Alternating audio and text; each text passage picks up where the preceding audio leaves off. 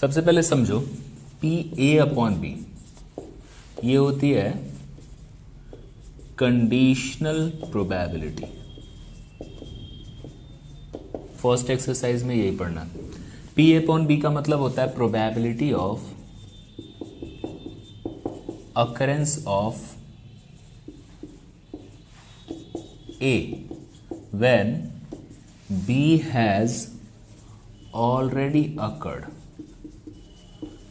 A के होने की संभावना, A के फाइंड करने की प्रोबेबिलिटी फाइंड आउट कीजिए। B ऑलरेडी हो चुका है। आई बात समझ में? A के होने की संभावना क्या होगी जब B ऑलरेडी हो चुका है। समझ में आ रही है बातें?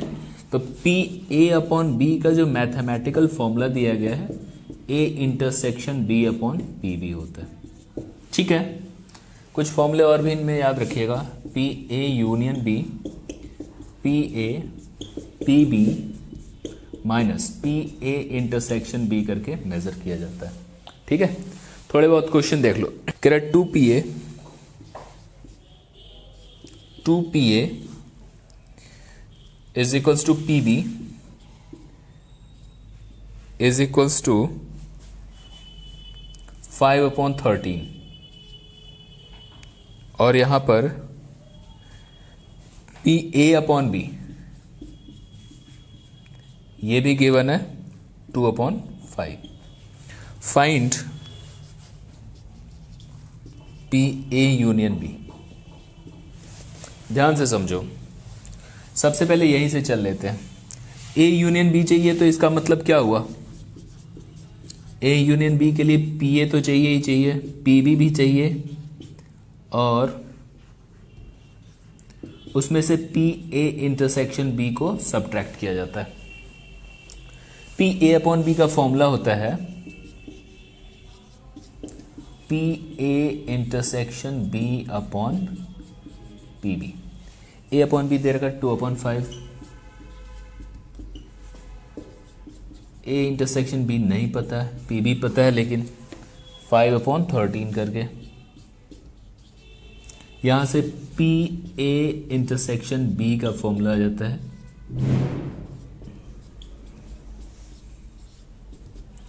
2/13। ठीक है, आ जाओ, यही फाइंड आउट करना है। पी ए गिवन है आपको, पी ए की वैल्यू कितनी हो जाएगी? 5/26 हो जाएगी। पी बी की वैल्यू कितनी आ जाएगी? 5/13 गिवन है। इंटरसेक्शन हमें पता चल चुका है 2/13। सॉल्व कर लो। 26 एलसीएम आ जाएगा यहां से 5, 10, 4, 11/26। This is your answer. ठीक है, ऐसे कर लेंगे questions. Determine E upon F in exercise 6 to 9।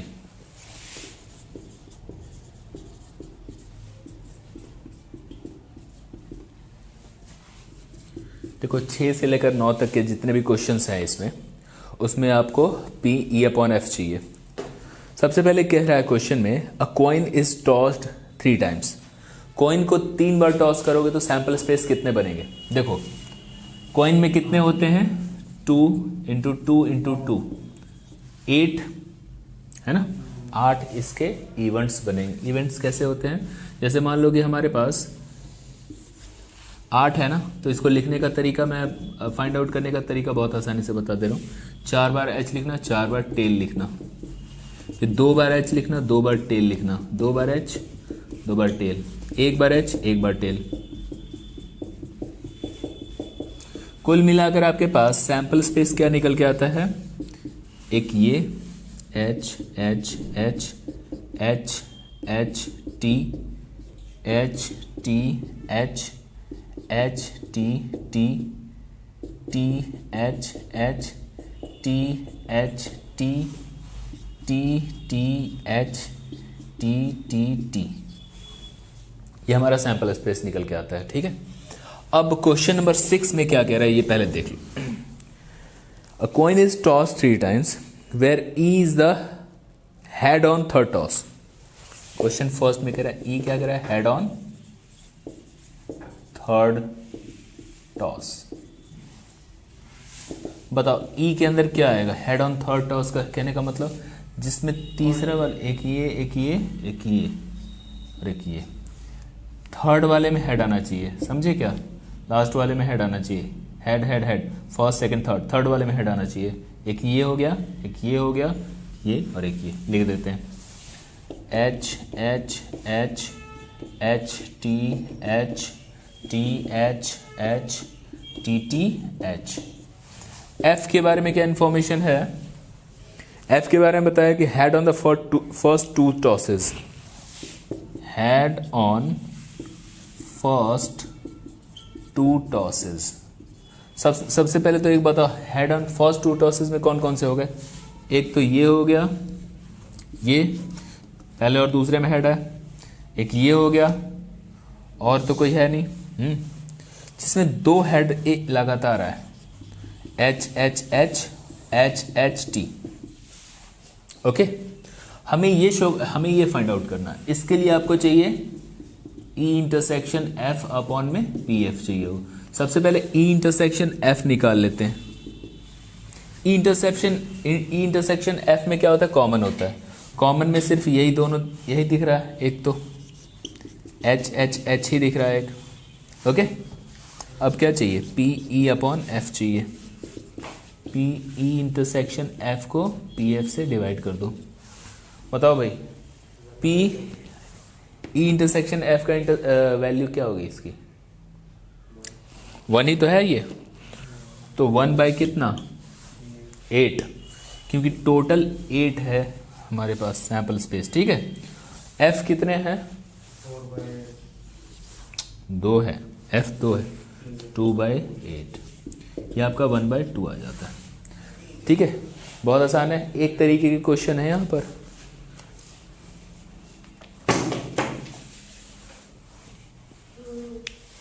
To coins are tossed once, 2 coin को टॉस करोगे तो सैंपल स्पेस कितना बनेगा, head head head tail tail head tail tail, ठीक है। उसके बाद कह रहा है कि ई क्या है यहाँ, tail appear on 1 coin, tail appear on 1 coin में क्या होगा, head tail tail head tail tail, ये तीनों हो जाएंगे। एफ के बारे में क्या कह रहा है, 1 coin shows head, 1 coin shows head, यानी कि एच एच भी होगा, एच टी टी एच ये भी होगा। अब इसमें भी आपको यही फाइंड आउट करना है, ये पहले ई इंटरसेक्शन एफ निकाल लेते हैं। कॉमन में कौन आ रहा है बताओ, एच टी और टी एच आ रहा है ना, फिर पी ई अपॉन एफ चाहिए ना, तो P intersection F upon P F, intersection में बेटा 2 है, 2/4 कर दीजिए क्योंकि सैंपल स्पेस 4 है।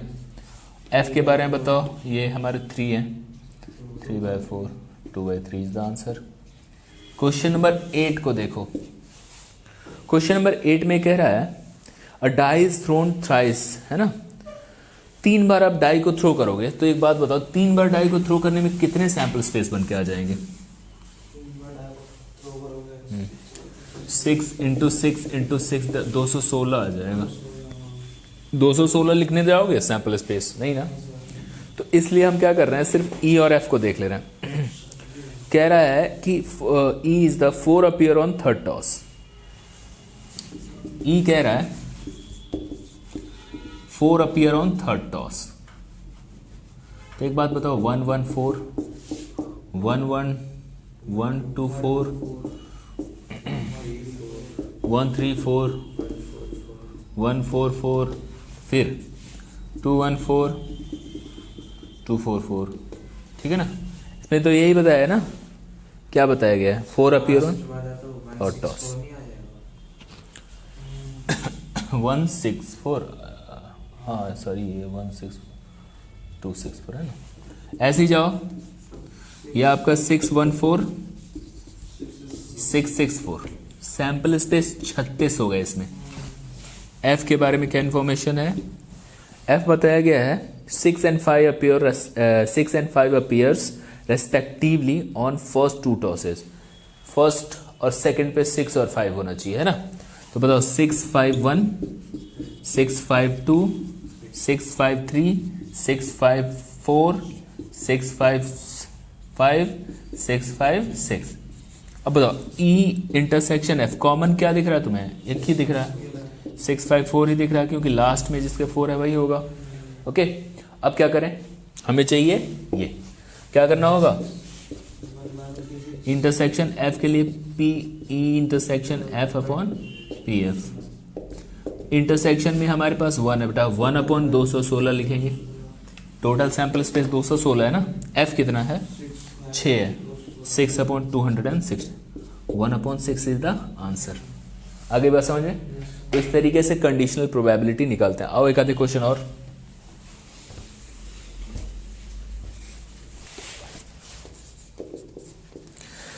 कह रहा a black and a red dice are rolled.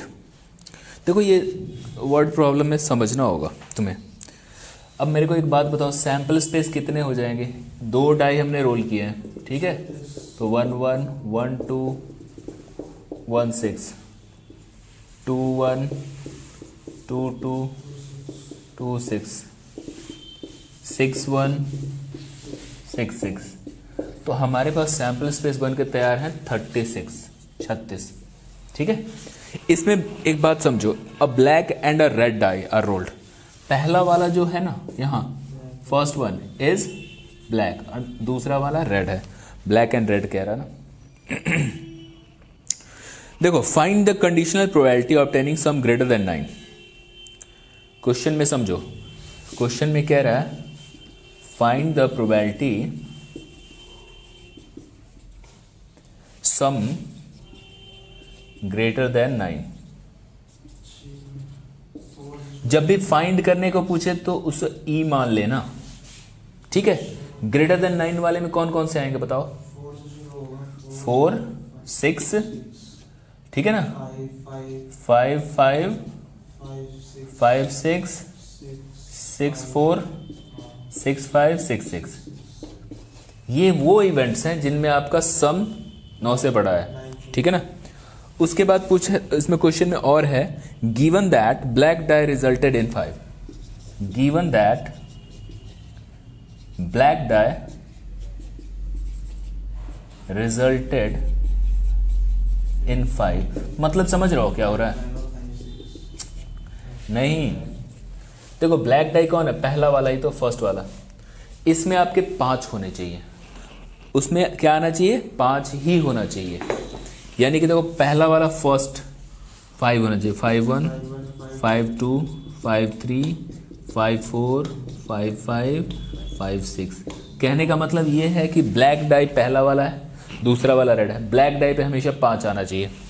E intersection F निकालो, क्योंकि देखो जब भी ऐसा फाइंड करे और गिवन हो, फाइंड करने को पूछे वो ई कहलाता है और गिवन क्या है वो कहलाता है एफ कहलाता है। हमें कंडीशनल प्रोबेबिलिटी में यही देखना होता है वर्ड प्रॉब्लम में, कि कौन सा फाइंड करने को कह रहा है, कौन सा गिवन है, ठीक है ना। बताओ कॉमन कौन सा आ गया भाई? 5 5 5 6 है ना। अब तुम आसानी से निकाल सकते हो कि नहीं निकाल सकते हो? पी ई अपॉन एफ जो होगा, P E intersection F upon P F. बताओ कॉमन हमारे पास तो यही है ना, 2 अपॉन 36 और एफ कितना है? 6 है। कुल मिलाकर 1 अपॉन 3 आ गया आंसर, ठीक है ना। चलो इसका एक दूसरा पार्ट भी देख लो, बी पार्ट भी देख लो। बी पार्ट में कह रहा है क्या? Find the conditional probability obtaining sum greater than sum 8। Find the conditional probability of obtaining the sum 8 given that red die resulted in number less than 4. सम ई के बारे में कह रहा है कि सम 8 होना चाहिए, एफ के बारे में कह रहा है कि रेड वाला जो है लेस देन 4 होना चाहिए, रेड वाले में 4 से ज्यादा नहीं होना चाहिए ना। तो बताओ ई कितना होगा? 3 5 4 4। अच्छा, 5 3 और क्या होगा? 4 4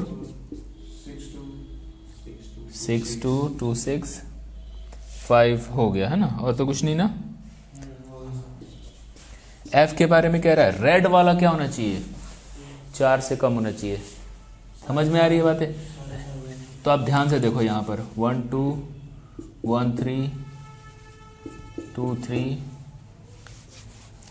3 1 3 2 3 3 4 1 4 2 4 3 5 1 5 2 5 3 6 2 6 3। मतलब रेड वाले कौन है, यही ना लास्ट वाला ना, 3 से बढ़ना ही नहीं चाहिए, बस इतने सारे इवेंट्स आ जाएंगे। एक एक होगा पॉसिबल है, 1 4 नहीं हो सकता, 4 से कम होना चाहिए, ठीक है। तो यही सारे आएंगे, ठीक है। कितने, 1 2 3 18, ठीक है। तो मैं उसे लिख नहीं रहा, ई इंटरसेक्शन एफ कर दे रहा हूँ पहले। कॉमन बताओ, कॉमन कौन कौन सा आ सकता है? ये आ सकता है, ये आ सकता है, ये 2 ही आएंगे बस, और क्या, यानी कि 6 2 और 5 3, 6 2 and 5 3। अब बताओ मेरे को ई अपॉन एफ चाहिए, तो पी ई अपॉन एफ में P E intersection F P F. Intersection वाले में 2 हो गए बेटा, 2 बटे में कितना होगा बताओ, 36, और डिवाइडेड बाय एफ कितना है 18, 36, 1/9। दिस इज द आंसर, है ना। समझ में आ गई बात कैसे करते हैं। टिपिकल क्वेश्चन चाहिए एक और देख लेते हैं, क्वेश्चन नंबर 13 को देखते हैं। क्वेश्चन नंबर 13 में कह रहा है, देखो, an instructor has question bank consisting 300 easy true false questions and 200 difficult true false question. सबसे पहले ट्रू फॉल्स क्वेश्चन, उसमें इजी भी है और डिफिकल्ट भी है ना। तो कह रहा है कि ट्रू फॉल्स क्वेश्चन में आपके पास 300 इजी है और डिफिकल्ट वाले कितने हैं 200। फिर देखो एक एमसीक्यू भी है,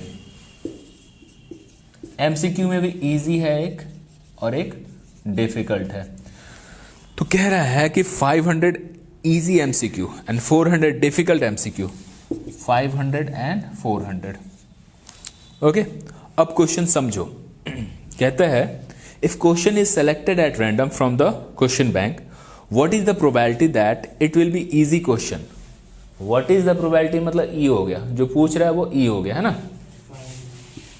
ई इज इजी क्वेश्चन, ठीक है। तो कह रहा है what is the probability that it will be easy question given that it is MCQ. Given that मतलब एफ एमसीक्यू। तो बताओ ई इंटरसेक्शन एफ में क्या होगा बता दो, इजी एमसीक्यू, कॉमन तो यही होगा ना, इजी एमसीक्यू। अब तुम्हें पी ई अपॉन एफ चाहिए, तो क्या करें बताओ, P E intersection F upon P F. बताओ ई इंटरसेक्शन एफ वाले इजी एमसीक्यू है ना, इजी एमसीक्यू कितने 500 है बेटा, 500 और डिवाइड किससे करेंगे बताओ, 500 को किससे डिवाइड करना चाहोगे, 800 नहीं, सबको जोड़ दो, कितने हो गए 5 4 9 2 11 1400 हो गए ना। और f कितना है, f के बारे में क्या इंफॉर्मेशन, एमसीक्यू, एमसीक्यू टोटल कितने हैं 900 है, 5.9। This is your answer. Total MCQ इतने हैं ना। ओके, एक लास्ट क्वेश्चन और देख लो। मल्टीप्लीकेशन थियरम ऑन प्रोबेबिलिटी, इसको हम लोग क्वेश्चन से समझने की कोशिश करते हैं, ठीक है। जैसे देखो, बैठ जाओ। 3 cards are drawn successively without replacement from a pack of 52 well shuffled cards. What is the probability of that first 2 cards are king and the third one is ace? हमें 52 पत्तों में से 3 पत्ते निकालने हैं विदाउट रिप्लेसमेंट। निकालने के बाद फिर से डालना नहीं है उसमें, ठीक है। कह रहा है कि इसकी प्रोबेबिलिटी निकालोगे जिसमें पहले 2 पत्ते होने चाहिए किंग के और तीसरा पत्ता होना चाहिए एस का। समझ में आ रही है बात, यानी कि पी के ए चाहिए तुम्हें। पहले दो पत्ते किंग, तीसरा वाला एस। तो बताओ किंग की प्रोबेबिलिटी कितनी होगी? विदाउट रिप्लेसमेंट है, रिप्लेसमेंट नहीं करेंगे, निकालने के बाद उसे जो है उस पैक में नहीं डालने वाला है, फेंक देने वाला है। तो किंग की प्रोबेबिलिटी कितनी होगी? अगर मान लो टोटल कितने पत्ते हैं, टोटल कार्ड्स कितने हैं? 52 है ना। किंग कितने होते हैं बताओ? 4। तो बताओ 4 अपॉन में 52 हो गया ना बेटा, 1/13। अच्छा, किंग निकलने के बाद फिर किंग की प्रोबेबिलिटी कैसे निकालोगे? 3/51, क्योंकि किंग एक निकल चुका है और पत्तों में से टोटल 51 ही रह गया। अब देखिए 2 किंग निकल चुका, अब एस निकालने की प्रोबेबिलिटी क्या होगी? इक्के निकालने की प्रोबेबिलिटी क्या? इक्के तो 4 ही रह गया ना अभी, 4/50। ठीक है, तो आपको अगर ये चाहिए ना तो हम क्या करेंगे, पी के ए चाहिए तो याद रखना पी के इंटू पी के पी ए के, इन तीनों को मल्टीप्लाई करना होता है। आई बात समझ में? तो ये हमारे पास प्रोबेबिलिटी दे रखा है 1/13, ये हमारे पास दे रखा है 3/51 और ये आ रहा 4/50। इसको मल्टीप्लाई कर देंगे, आंसर आ जाएगा। ये कैसे हुआ पता है? पी के का क्या मतलब होता है जानते हो? पी के इंटरसेक्शन के, ये होता है इसका मतलब। और आपको पता है अगर इंडिपेंडेंट, अभी इंडिपेंडेंट इवेंट नहीं पढ़े हुए ना, तो उस पर आगे चलेंगे, देखेंगे हम लोग। तो ये हो गई आपकी मल्टीप्लिकेशन थ्योरम ऑन प्रोबेबिलिटी। और इस पे एक क्वेश्चन देख लेते हैं, उसके बाद आगे चढ़ते हैं।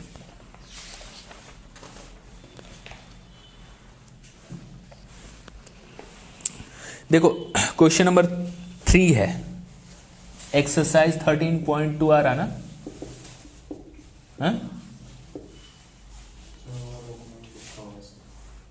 दिस वन, चलो कोई बात नहीं, हाँ हाईलाइटर है। अ box of oranges is inspected by examining 3 random selection of oranges drawn without replacement. If all of the 3 oranges are good, the box is approved for sale. Otherwise, it is rejected. Find the probability that the box containing 15 oranges out of 12 are good and 3 are bad. देखो 15 oranges हैं, उसमें 15 oranges हैं, जिसमें से 3 क्या है? बेकार है और 12 अच्छे हैं। एग्जामिन करने के लिए आपको क्या करना है? हाथ लगाना है। पहला ऑरेंज अच्छा आया, फिर दूसरा वो भी अच्छा आया, फिर तीसरा वो भी अच्छा है। अगर लगातार 3 ऑरेंजेस आपके अच्छे आ जाते हैं, ठीक है ना, रैंडमली हम क्या कर रहे हैं, हाथ डाल के 3 ऑरेंज लगातार अगर अच्छे आ गए तो आपका ये बॉक्स बिकने के लिए अप्रूव्ड हो जाएगा। ठीक है, तो बिकने के लिए अप्रूव्ड होने के लिए पहले क्या आना चाहिए? गुड आना चाहिए। गुड की प्रोबेबिलिटी कितनी है? 12/15। गुड आया, उसको फेंक दिया, फिर अभी बाहर निकाल के रख दिया। ठीक है ना, अब एक गुड आ चुका है, फिर से गुड आने की प्रोबेबिलिटी क्या होगी? इसका क्या मतलब होता है? ये हो चुका है, ये होने की प्रोबेबिलिटी। यहां पर देखो, ये मैंने मेजर किया ना के, और फिर ये किंग आ चुका है, फिर से किंग निकालने की प्रोबेबिलिटी है ना। तो गुड आ चुका है, फिर गुड की प्रोबेबिलिटी कितनी होगी? 11/14। और देखो 2 गुड आ चुके हैं, तो अब जो है फिर से गुड आने की प्रोबेबिलिटी 10/13। हमें क्या चाहिए? तीनों गुड चाहिए, तो पीजी पीजी पी। ठीक है, बात समझ में आ गई? ऐसे करके आप मेजर कर सकते हैं बहुत आसानी से। Good it. इंडिपेंडेंट इवेंट की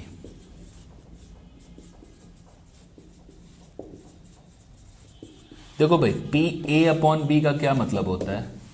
इसका मतलब ये होता है कि ए की प्रोबेबिलिटी निकालो जब बी ऑलरेडी हो चुका है। ठीक है ना, अगर मान लो बी को ए से कोई मतलब ही ना हो तो मैं इसकी जगह पे सिर्फ पी ए लिख सकता हूं ना।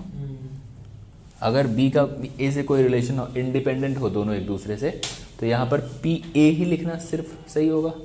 इसका क्या फॉर्मूला होता है? P A intersection B upon P B होता है ना।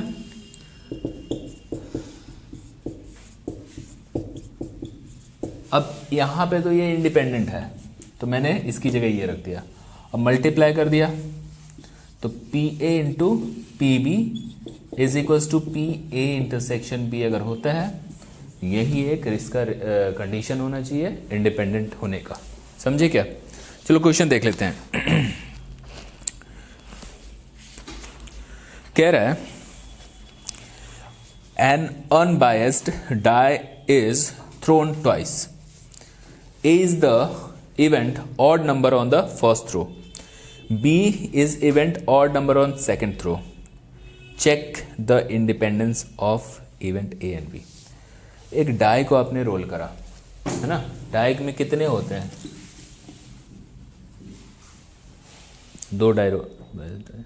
दो बार रोल करा है ना, तो बताओ सैंपल स्पेस डाई के कितने हो जाएंगे? 1 1 1 2 1 3 1 6 6 1 6 6 36 हो जाएंगे। ठीक है। ए के बारे में क्या बोला है? ए के बारे में ये बोला कि odd number on first throw, पहले वाले पे ऑड आना चाहिए। तो 1 1 1 2 1 6 3 1 3 2 3 6, पहला वाला ऑर्डर 5 1 5 2 5 6 है ना। और बी के बारे में क्या बताया इन्हें? Odd number on second throw, दूसरे वाले पे अब ऑड आना चाहिए। बताओ ठीक है ना, तो हम क्या लिखेंगे बताओ? 1 2 है ना, ऑड सॉरी सेकंड पे ऑड आना चाहिए ना, तो 1 1 1 3 1 5 बस 2 1 2 3 2 5 3 1 3 3 3 5 4 1 4 3 4 5 5 1 5 3 5 5 6 1 6 3 6 5। मतलब ये समझ लो। अब सुनो, ए की प्रोबेबिलिटी और बी की प्रोबेबिलिटी आप निकाल लोगे आसानी से। बता दो ए की प्रोबेबिलिटी कितनी होगी? कितने हैं? 18 है ना, 18 अपॉन में 36 बोले तो 1/2। बी की प्रोबेबिलिटी बताओ, ये भी बेटा सेम ही 18 अपॉन में 36 1/2। अब बताओ इनमें कॉमन ले लेते हैं। अब मैं क्या कर रहा हूं? ए इंटरसेक्शन बी निकाल रहा हूं। A intersection B common part क्या हो सकता है इसमें? 9 कॉमन निकल जाएंगे ना। ठीक है, 9 कॉमन आ जाएंगे। कौन कौन आएंगे? ठीक है, सही है। तो इसमें 9 आ जाएंगे, 9 इवेंट्स आ जाएंगे ना, लिख नहीं रहा मैं। तो पी ए इंटरसेक्शन बी आपका कितना आ गया? 9/36 बोले तो 1/4। अब एक बात बताओ, ये वाला कंडीशन प्रूव्ड हो रहा है कि नहीं हो रहा है? पी ए भी हमारा 1/2 है, ये भी 1/2 है, 1/4 है, तो दोनों इक्वल आ गए। इसका मतलब ये इंडिपेंडेंट इवेंट्स हो गए। ए और बी हमारे पास इवेंट्स हैं। पी ए दे रखा हाफ, पी बी दे रखा है कितना नहीं पता है, उसको स्मॉल पी मान लिया। पी ए यूनियन बी दे रखा है कितना? 3/5। Find P. पहली बात कि म्यूचुअली एक्सक्लूसिव है, म्यूचुअली एक्सक्लूसिव। ठीक है, म्यूचुअली एक्सक्लूसिव का मतलब याद रखना, ए इंटरसेक्शन बी की जो प्रोबेबिलिटी होगी 0 होगी, कुछ कॉमन ही नहीं होगा। ठीक है ना, म्यूचुअली एक्सक्लूसिव का मतलब ये होता है उनमें कुछ कॉमन नहीं होगा। ठीक है, दूसरी बात ये कह रहा है इंडिपेंडेंट।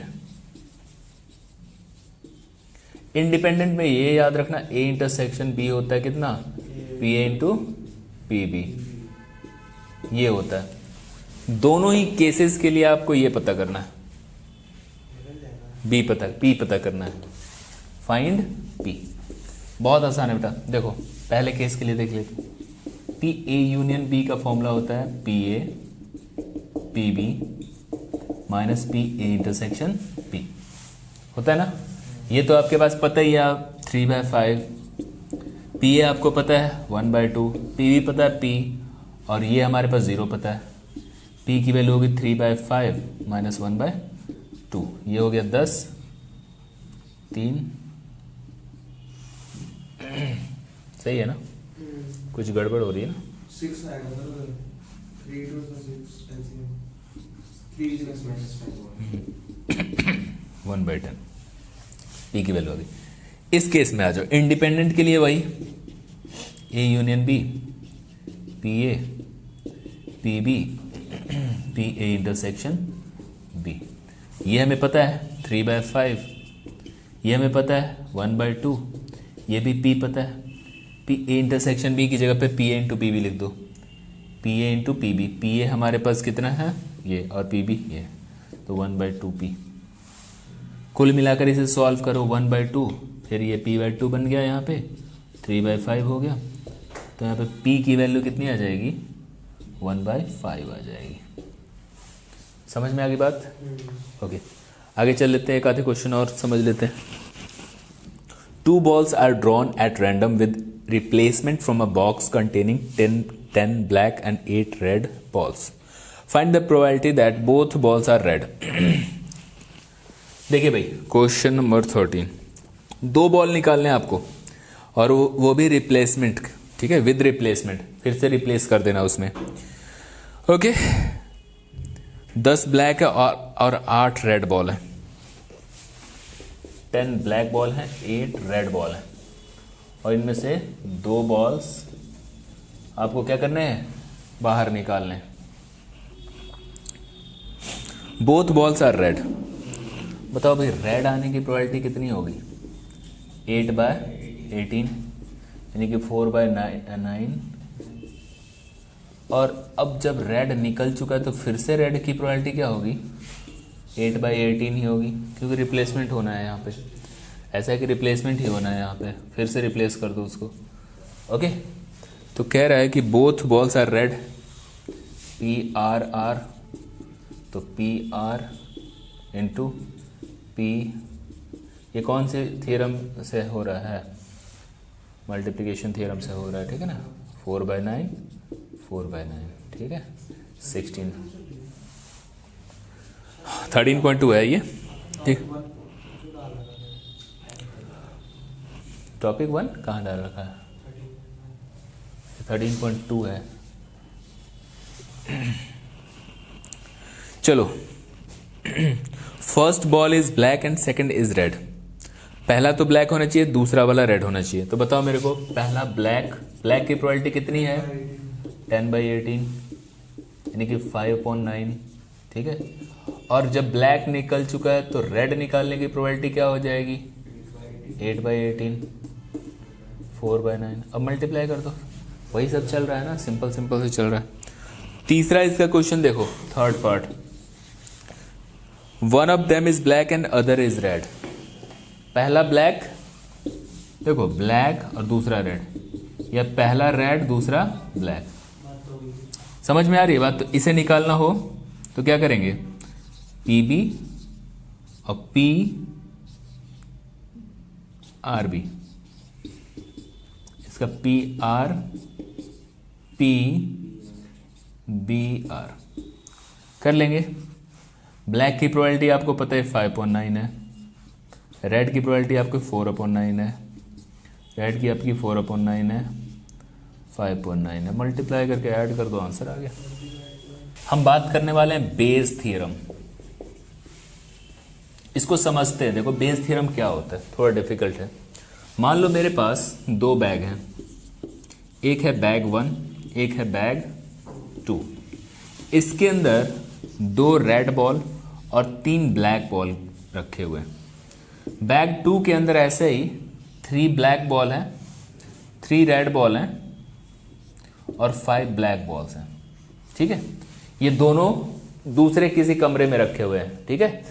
मैंने आपको बोला कि जाओ रेड बॉल लेकर आओ, मुझे ये पता करना है कि मुझे सिर्फ रेड बॉल चाहिए, तो मैंने बोला कि रेड बॉल लेकर आओ, ठीक है। तुम रेड बॉल लेकर आते हो, ये पक्का पता है कि हाँ रेड बॉल ही है, लेकिन अब यहां पर बात आएगी कि किस बैग से है वो।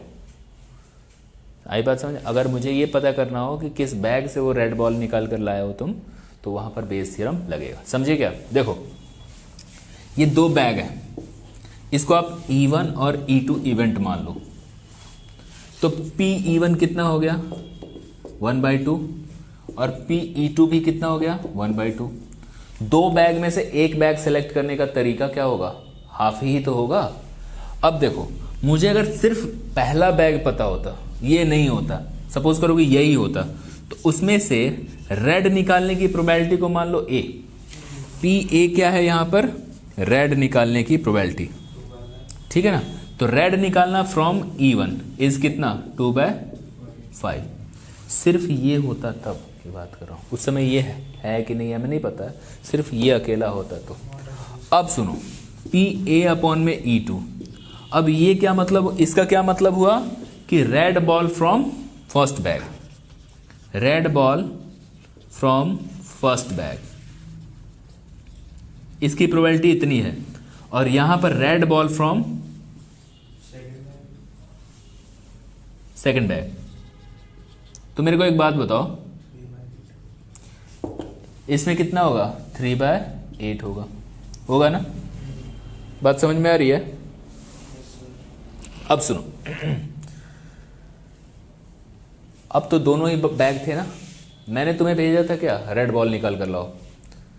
अब मुझे ये पता करना हो कि रेड बॉल तो तुम ला रहे हो लेकिन पहले बैग से है, इसकी क्या प्रोबेबिलिटी होगी। तो ये मुझे पता है कि रेड बॉल आ रहा है, लेकिन इसकी क्या प्रोबेबिलिटी पहले बैग से है। इसके लिए एक फॉर्मूला दिया गया है, PE1 लिखना, PA/E1 लिखना, ठीक है। फिर PE1 PA/E1, PE2 PA/E2। PE1 कितना है 1/2, A/E1 कितना है 2/5, फिर 1/2, और ये हो जाएगा आपका 3/8। कैलकुलेट कर लो आसानी से, है ना। बात समझ में आ गई। अब तुमसे ये कहा जाता कि तुम रेड तो ला रहे हो, लेकिन इसकी क्या प्रोबेबिलिटी है कि वो सेकंड बैग से है। अब इस केस में क्या होगा, PE2 होगा यहां पे, PA/E2, PE1 PA/E1, PE2 PA/E2। बात समझ में आ रही है। वैल्यू पुट कीजिए, आंसर आ जाएगा। ये है बेस थ्योरम, इसके बेस पे क्वेश्चन देख लो और भी है। थर्ड वन कह रहा, of a student in a college it is known 60% resides in hostel and 40% are in day scholar. Previous result report that 30% of all the students who resides in hostel attain A grade and 20% of day scholar attain A grade. ठीक है। At the end of year, one student is chosen at random from the college and has A grade. What is the probability that the student is hostelier? बात को समझो यहाँ पर। Question number 3, दो group में बटे हुए हैं, एक तो हो गए हॉस्टेलियर्स, हॉस्टल में रहने वाले, और एक हो गए डे स्कॉलर्स। समझ में आ रही है बातें। हॉस्टल में कितने % लोग रह रहे हैं 60%, इसे E1 मान लो तो 0.6 हो गया। E2 मान लो जो कि डे स्कॉलर्स हैं 40% है बेटा, 0.4 मान लिया हमने। आई बात समझ में। प्रीवियस ईयर रिजल्ट में क्या हुआ ना, ए ग्रेड लाने वाले जो हॉस्टल से बिलोंग करते थे, A/E1, हॉस्टल से जो बिलोंग करते हैं और ए ग्रेड ला रहे हो 30% है ऐसे, ठीक है 0.3।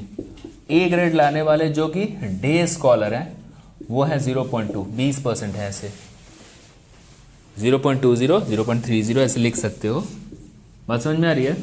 अब क्वेश्चन में कह रहा है कि मान लो कि हमारे पास रैंडमली सारे स्टूडेंट ऐसे थे, है ना। मैंने बोला कि एक ए ग्रेड को आ जाओ, इधर आओ, ए ग्रेड का बंदा आया, मुझे ये पता है, फिक्स पता है कि वो ए ग्रेड का है, मुझे ये पता है कि वो ए ग्रेड का है, ठीक है ना।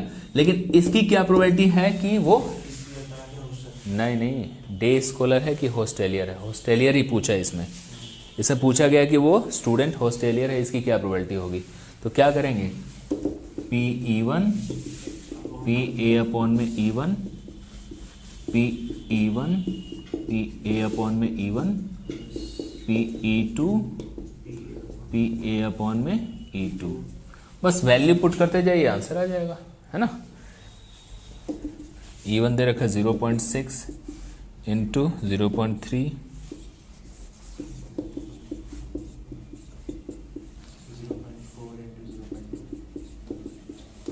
बस कैलकुलेट कर लीजिए। अगर आपसे पूछता कि बताओ ए ग्रेड वाले स्टूडेंट इधर आओ, ए ग्रेड वाला आया, मुझे नहीं पता वो डे स्कॉलर है कि हॉस्टेलियर। अगर मुझे ये पता करना हो कि वो डे स्कॉलर है तो PE2 अपॉन ए करते, ठीक है ना। चलो क्वेश्चन नंबर 12 को देख ले रहे हैं। अ card from pack of 52 cards lost from the remaining cards of the pack 2 cards are drawn and found to be both diamond.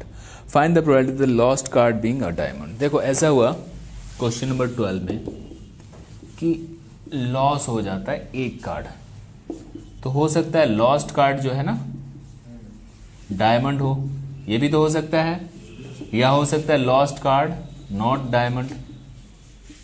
अगर मान लो इससे हमने इवन मान लिया, डायमंड के लॉस होने की प्रोबेबिलिटी कितनी है? 13 होते ना, 13 अपॉन 52 1/4। डायमंड के लॉस होने की नहीं, अगर ना प्रोबेबिलिटी निकाली जाए तो कितनी होगी? 1 में से 1/4 कर दो, 3/4। समझ में आ रही है बातें? अब सुनो, कार्ड लॉस हो जाता, मुझे नहीं पता कार्ड कैसा था, डायमंड था या नॉट डायमंड था, ठीक है। अब फिर क्या किया गया, 2 पत्ते फिर निकाले गए, लेकिन हाँ इस बार 2 पत्ते जो निकाले गए तो दोनों के दोनों डायमंड थे, ठीक है ना। तो एक बात बताओ, जब डायमंड लॉस हो चुका है, ए यहां पर प्रोबेबिलिटी क्या मानी गई है कि बोथ कार्ड जो निकाले गए हैं वो डायमंड है, ऐसा मान के चला गया।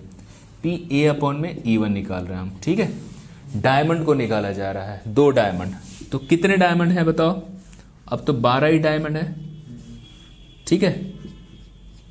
C2 क्यों निकाला, क्यों रखा गया? 2 पत्ते निकाले, कोई एक पत्ता नहीं निकालना है यहाँ पे, ठीक है। कॉम्बिनेशन कब लगता है? जब एक साथ 2 काम किए जाते हैं, ठीक है ना। तो ये हो गया।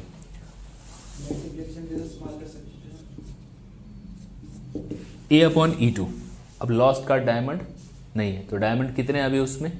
13 के 13 बचे हुए हैं, तो 13C2 अपॉन 51C2। तुमसे कह रहा है, देखो ऐसा है कि जो हमारे पास दोनों कार्ड आ रहे हैं, मिल रहा है, वो तो मिल रहा है डायमंड ही है, लेकिन इसकी क्या प्रोबेबिलिटी होगी कि वो लॉस्ट कार्ड डायमंड होगा। समझे क्या? क्या करेंगे, फॉर्मूला लगाएंगे।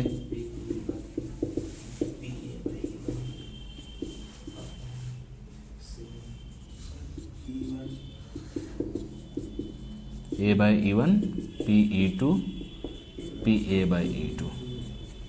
ये क्वेश्चन समझ नहीं आया ना तुम लोगों को? देखो फिर से एक्सप्लेन कर दे रहा हूँ। हो सकता है लॉस्ट कार्ड डायमंड हो, या हो सकता है लॉस्ट कार्ड डायमंड ना हो, 2 केसेस मान ली, लेकिन फिर भी हम 2 कार्ड जब निकाल रहे हैं ना, एक साथ जब 2 कार्ड निकाल रहे हैं, लॉस्ट होने के बाद की बात हो रही है, तो दोनों के दोनों डायमंड आ रहे हैं, ठीक है ना। तो मैंने इस केस में एक बार दोनों कार्ड डायमंड को देखा जो निकल रहे हैं, एक बार इस केस को लेते हुए दोनों कार्ड डायमंड को देखा, ठीक है ना। अगर मान लो कि दोनों कार्ड डायमंड आ रहे हैं, तो अभी लॉस तो हो चुका है एक, तो 13 में से एक जो चला गया है, 12 ही रह गए, तो 12C2 अपॉन में 51C2। नहीं लॉस हो रखा है, 13 के 13 डायमंड ही है, 13C2 अपॉन 51C2। अब ये कह रहा है कि देखो ऐसा है, दोनों कार्ड तो डायमंड ही आ रहा है जो 2 एक साथ निकाल रहा हूँ, ये तो फिक्स है, लेकिन इसकी क्या प्रोबेबिलिटी होगी कि दोनों, एक जो लॉस हो रखा है वो डायमंड था, ठीक है। वैल्यू पुट कर दो, ये वाला कॉम्बिनेशन वाला NCR का फॉर्मूला होता है n factorial n minus r factorial into r factorial.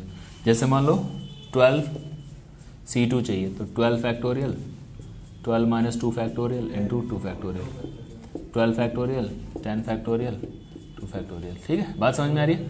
Factorial कैसे निकालते हैं? 12 इंटू 11 इंटू 10, नीचे 10 फैक्टोरियल है, 2 इंटू 1 काट कर दो,